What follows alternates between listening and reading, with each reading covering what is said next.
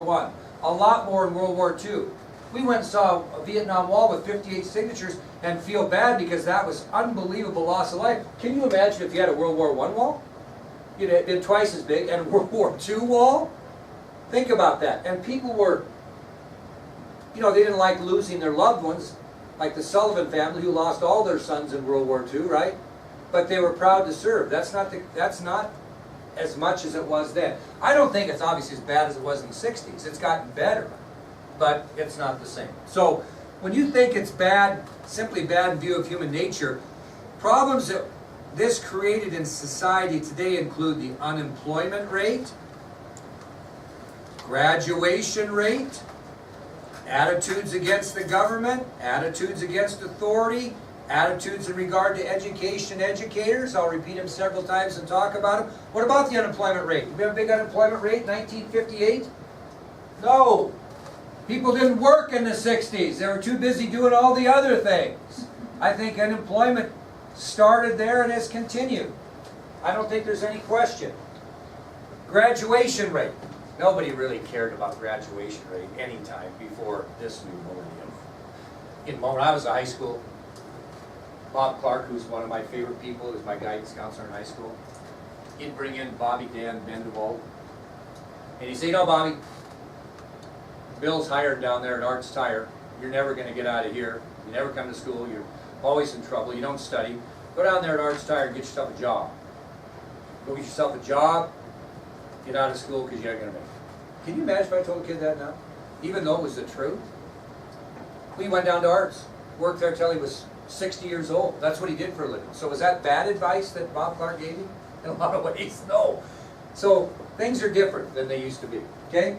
So graduation rate maybe isn't a problem that the 60s covered because it was, but the idea behind it is we got to have this great graduation rate, right? In those days they didn't worry about graduation rate. Okay? They tried to get you out in the world of work, get you a job. How about our attitudes against the government? They pretty good? You just went to Washington, D.C. and witnessed it. I said in the paper, I've been there 5 administrations. I don't care who the President of the United States is. Could be the worst loser in history. It's still the presidency. And I don't think you see or show the disrespect that you kiddos saw in D.C. I've never seen anything like it. Been there 5 different administrations in the 18 times I've taken kids. Never seen anything like it. How about your attitude against authority? Okay, I'm going to tell you what, if you would have told the principal to F off when I was in high school, he'd have punched you right in the nose. I'm not lying. That's what he'd have done. Or he'd have grabbed you and thrown you up against the locker. I'm going to tell you the Tim Schlimbold story, the end of the day today. Okay? It's a good story. Full of stories. But anyway, you just didn't do those types of things. So what's our attitude towards authority? You would have never told a teacher what kids tell teachers now. Because when you went home, after the principal called your parents might have kicked the hell out of you. I know my dad would have. If I'd have got a call like some of this stuff that goes on in schools, my dad would have taken me out of school and made me go get a job, I'll guarantee you. He said, my dad thought sports were worthless. He says, it's okay if you're in sports. It's okay. You stay in sports. But if you quit sports, you're going to go get a job. I'm going to put up with it as long as you are participating, but if you quit, you're going to get a job. There just wasn't this laying around playing video games. A lot different attitude towards authority. I know what would have happened if I'd have told my dad or my mom what I hear some of these kids tell their parents. I know what, yeah. I remember one time I told my mom something, I was about 8. I told my mom something she didn't want to hear, and she said, "You wait till your dad gets home." When he got home and she told him, I'd never seen a belt come out of a pants faster in my life than the old whoopity-whoopity-doo. So, things have changed. And I think attitudes in regard to education and educators has absolutely got out of touch. Okay? And like I said, if you got in trouble at school in my day, you got in trouble at home. Now, we're making excuses on why the person behaved like they did. I've been in this business 38 years. I've seen it all. I'll tell you a couple stories if you don't take any more. I'll tell you the Roger Zulsdorf story. Back in 1982, Roger Zulsdorf was a kid in my class, and I didn't have honors classes. We didn't have such a thing in those days. And Roger was a great kid, but he just couldn't get anything done. And we weren't too worried about graduation rate. And I'm going to tell you, in all the years I've taught, 38 years, you know how many kids I've flunked? One. One in my life. Rosie Littlebird. Because Rosie Littlebird never ever came to school. She She lived on the reservation. If you miss 10 days of school, you have to drop out, right? They drop you out. They'd go get her after 9. I should have got Teacher of the Year one year because she came to my class 5 days in a row because we were watching I Will Fight No More Forever, which was the old version of Dances with Wolves, so to speak. And she came back 5 days in a row because she wanted to see the movie. I'm not lying. And she was gone for 9 more, right? So, anyway, so we're talking about education. And we're talking about the differences in kids, okay, and failing kids and whatnot. Well, I had Roger Zulsdorf. And Roger wasn't a great student. He was getting a D in the class. His dad was kind of a rough old pipe fitter at Colstrip. And we had parent-teacher conferences. We used to come to your room, and it just so happened he came to my room last. And I sent, when I was a little braver, I sent out a progress report, because we didn't have all this computer stuff, right? You had to send out letters, progress reports. You had to write on the report cards, the grades, when I first started. I sent out this progress report, it was close to Pearl Harbor. I said on December 7th, I don't know what year, 1981, on this historic day of Pearl Harbor, it seems ironic that your son's grades also dropped below sea level, huh? Pretty good, huh? Anyway, so I'm thinking, I thought it was great. Principal kind of got after me, he says, "Show parents are going to be mad about this," or whatever. So here comes Roger Zulsdorf.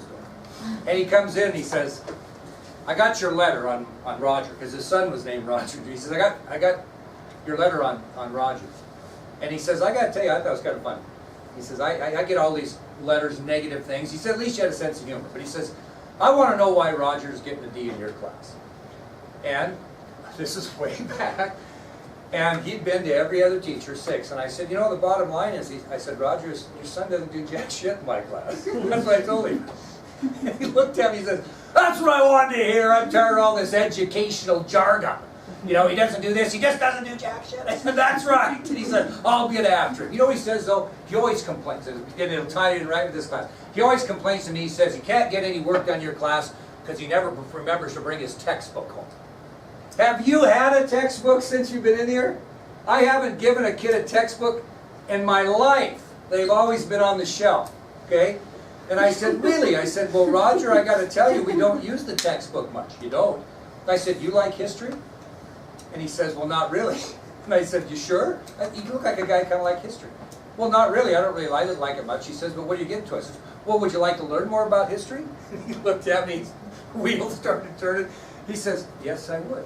So I went over and got one of those books that I had never even broken the back on. And I said, "Roger, I'm going to give you this. This is my gift to you for coming in. Here's your book." And I said, "You know what? If your son ever needs to use it at home, you'll have one for him." And Roger comes the next day and he goes, "Why, you sure screwed up my excuse for not getting the work done." And those are kind of, can you imagine a conference like that now? But I'm going to go back to my high school days and tell you the Tim Spindle story. This is how things have changed. So I'm in Algebra 2. For what reason, I don't know. Anyway, I'm in there because you got to take it.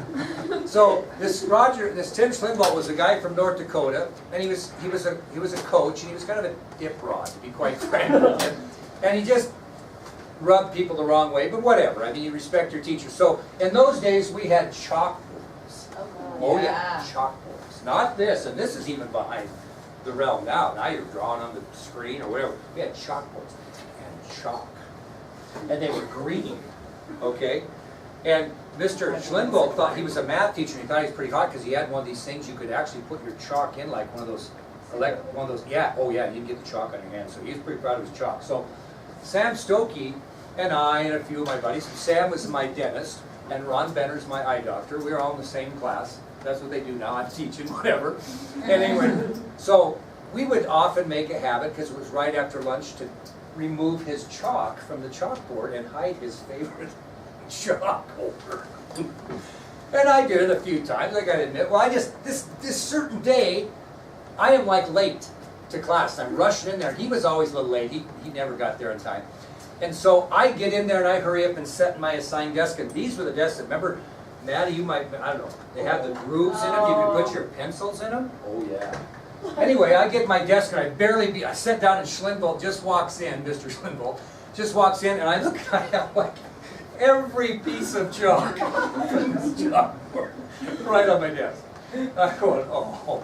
But I'm thinking to myself, nobody would be dumb enough to think that the person that took the chalk would put it on their own desk. Would you think that? So I'm sitting there, and he comes in, he's grouchy about something anywhere, and he's looking for his chalk. He turns around. I'm sitting right here where Maddie is. And he grabs me out of that chair. I'm not making this up. And takes me up against the wall and boom, boom, boom, about 3 times up against the lockers. And he says, "You are kicked out of my class until you eat every piece of that chocolate." Well, what would you do if I told you that? I mean, today you'd go tell your mother and I'd be in the office. But in those days, the last person I was telling was who? My dad. There was no way I was telling my dad the story. Because you know what his reaction would have been? "You are lying. Nobody would do that." Anyway, so I don't know what to do. So I go over to Dorothy Tadson, who's a librarian. Gosh, she came to my wedding here in Warwick. Poor gal passed away, but she was a great gal. And I told her the story, and she goes, "Well, you could just kind of hide out in here until 5th period, until he cools down, he'll let you back." And he just doesn't know what to go with. That's exactly what she said. Okay. So I hide in there for about 2 or 3 days reading Sports Illustrated, having a great time, right? She comes up, she's got her head down. "I'm sorry, I can't let you in here anymore. Mr. Schlinbo chewed me out and said that you can't be in here anymore." She said, "You better go down and talk to Mr. Clark." That was a guidance counselor, see what he says to me. So I go down to Bob Clark. And Bob and I still talk about this. I go down there and tell him the story. And he says, "Well, here's what you have to do." He says, "Slimbo's kind of a knucklehead." That's exactly what he said. He said, "Just go down there and apologize for taking a shock. Even though you didn't take it, just say you did it, sorry, you'll never do it again, and he'll let you back in class." All right. You know how hard it is for a 17-year-old boy to do that? So I walk in there and I go, "Mr. Schlimbo, I walk you down." He's just being a jackass, you know. I said, "I'm really sorry I took that shock. I shouldn't have never done that. I really appreciate getting back in class." You know what he said to me, Maddie? "You get back to class when You eat all that chalk. you eat all of that chalk." Oh, no. I walk down and talk to Mr. Clark, and he says, "You're going to have to get your dad involved." I says, "No way!" So I go home and tell my dad. You know what his first comment is? "You're lying. There's nobody to make you do that." I said, "I'm telling you." Well, then he had to take off work. That really pissed him off. Oh, I mean, when those days when he took off work, you just didn't clock in. I mean, he lost money. So he says to me, "If you're lying to me, I'm going to bring you home and kick the ass out of you." That's what my dad told me. He's the tough over. I said, "I'm not lying." So we get up there, we get in the principal's office, we sit down, and Mr. Goyette, the principal, great guy, still alive, he must be 100. But anyway, he says, "Mr. Schlimbo, what happened?" And Schlimbo tells the story, just like I told you. And he looks at me and he says, "Now, Randy," no, I told the story. And Goyette looked at me like, "You gotta be lying." He said, "Mr. Schlimbo, now do you want to tell me what really happened?" He says, "No, that's what happened." And my dad kind of was a very quiet cowboy, but he had a short fuse when he got to that point. And he said, "Well, Mr. Schlimbo, I'll tell you what," he says, "if my kid did something wrong in your class, I will support you. He can clean desks, he can clean toilets for the janitors, he can do whatever he wants to get back to class, but he's not going to eat this chocolate. I mean, he'll do anything you want. He'll come over to your house and break your yard. I don't care. You can't eat this chocolate." I mean, that's what my dad told him. Very kind. Well, Schlimbo says, "No, he's got to eat that chalk if he's going to get back to my class." Well, you should have seen the look on my dad's face. Because first of all, he thought I was lying. And when I found out it wasn't lying, he was a little... Anyway, so Mr. Goyette knows there's going to be a fist fight here in a minute. He says, "Mr. Doer, will you take you and Randall out to the hallway?" Anyway, all you hear is this big yelling and screaming between the principal, and I got back.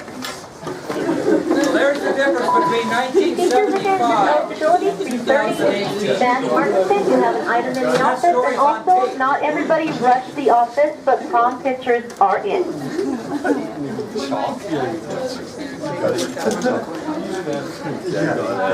Dirty, you should have just ate the chalk.